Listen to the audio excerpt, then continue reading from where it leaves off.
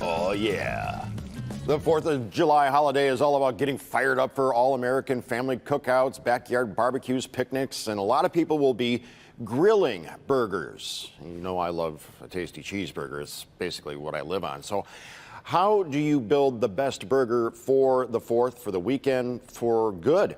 Chef Michael Ollier with our sponsors, Certified Angus Beef Brand, will inspire you. Thank you for being back with us, Chef.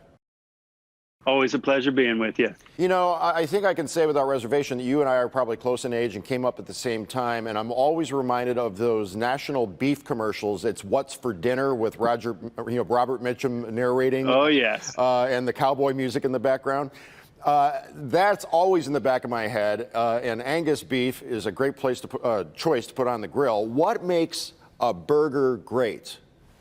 Well, starting with the right beef, right? So ground chuck is my go-to. It's a 80% lean, 20% fat ratio. And with certified Angus beef, you know it's going to have generous marbling. It's going to be the perfect grind choice for a burger.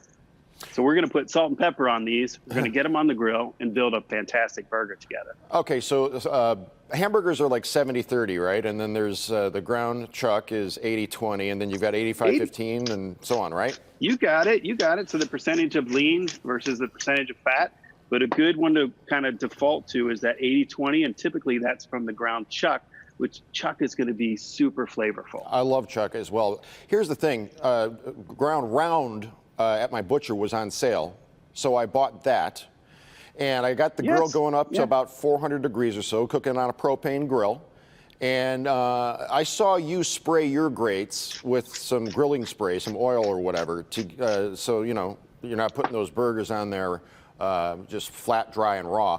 I had a problem yesterday, and it was yesterday. I was making the burgers. I put on the ground round, and they stuck to my grill grate. What did I do wrong? Too high a temperature, or I didn't oil them, or what? High heat is important in that your grate is super seasoned. So sometimes I'll hit it with the spray, but making sure I clean it the night before, the last time I use it, super important. And then sometimes if you feel like it's going to stick, if it is particularly lean like round, then you might put a little oil coating on the burger itself before you put it on. I think that's what I did wrong. I didn't spray the grates, and I didn't coat the ground round in, you know, an oil or something. So is there a particular way, once you've chosen chuck, to cook burgers? Is it constant flipping in high heat or low heat, or lid down, lid open? What are we talking about? Great question. So what I typically do is get it over the high heat. You notice I have coals banked to one side on my high heat side, and I build a cooler side. So I'll put it over the high heat to get a good crisp sear, and then I have to have patience and let it develop before I flip it. So this will be a few minutes. I'll flip it, and then I'll top it with cheese when it's to the doneness that I want, which for burgers, folks, that's 160 degrees, super important. And I'll top it with cheese. What makes the Certified Angus Beef Brand different from other lines of beef? Well, it's the marbling that we talk about within the lean. So there's flecks of flavor within the lean, but also Angus, folks, is a breed of cattle, and it's a great starting point. But in real numbers, only 3 in 10 are going to meet our brand because of our tight specifications. So where can people find beef recipes, cooking tips, or just useful information in general?